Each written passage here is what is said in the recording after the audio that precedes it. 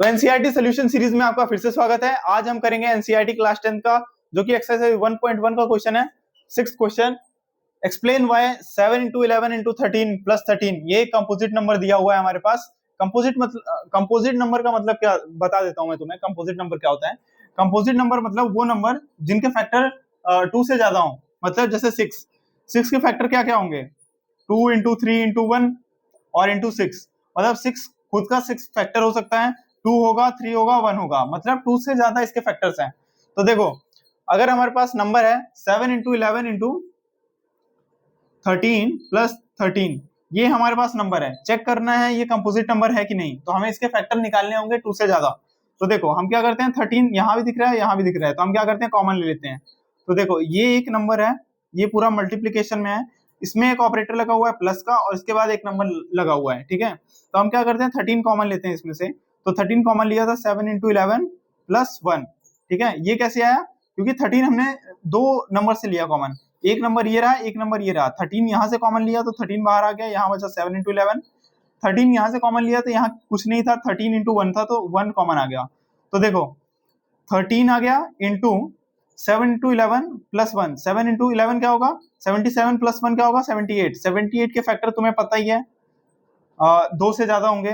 2 into 39 होगा तो 3 into 13, ये होंगे इसके factors. 13 into 13 into 3 into 2 into 1, इसके कितने सारे फैक्टर दिख रहे हैं? 1 2 3 4 5, तो 100% ये 2 से ज्यादा है, तो ये एक नंबर क्या है? कंपोजिट नंबर है। तो अब देखो हम नेक्स्ट क्वेश्चन करते हैं। नेक्स्ट क्वेश्चन क्या है हमारे पास? 7 into 6 into 5 into 4 into 3 into 2 into 1 plus 5, ये हमारे पास नंबर है। सेम पिछले क्वेश्चन की तरह हम क्या करेंगे, 5 कॉमन ले लेंगे। 5 अगर कॉमन लेंगे तो यहाँ से क्या बचेगा? 7 into 6 into 4 into 3 into 2 into 1 plus 1। तो देखो ये नंबर मल्टीप्लाई करो, देखते हैं कितने आता है ये।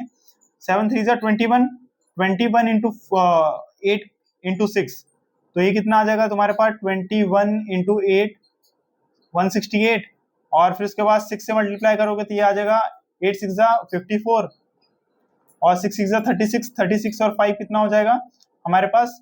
41 6 4 10 1014। तो 1014 आ गया और यहाँ +1 पहले से था तो 1015, ठीक है। और ये नंबर कितना था? 5 into 1015। अब देखो ये भी 5 से डिविजिबल है। 5 2 10, 5 0 0, 5 3 15, तो ये आ गया 5 into 5 into 203 into 1। तो देखो इस 2013 प्राइम नंबर है तो इसके फैक्टर्स नहीं होंगे, तो इसके आगे इसके कितने फैक्टर्स हो गए? 1 2 3 4, तो 2 से ज्यादा इसके फैक्टर्स हैं। इसका मतलब ये भी क्या है? कंपोजिट नंबर है, ठीक है, कंपोजिट नंबर है। तो ये थे हमारे पास दोनों क्वेश्चन। तो अब मिलेंगे नेक्स्ट क्वेश्चन में, एक्सरसाइज 1.1 के ही 7th क्वेश्चन में। तो इस चैनल को सब्सक्राइब करके रखना 7th क्वेश्चन के लिए।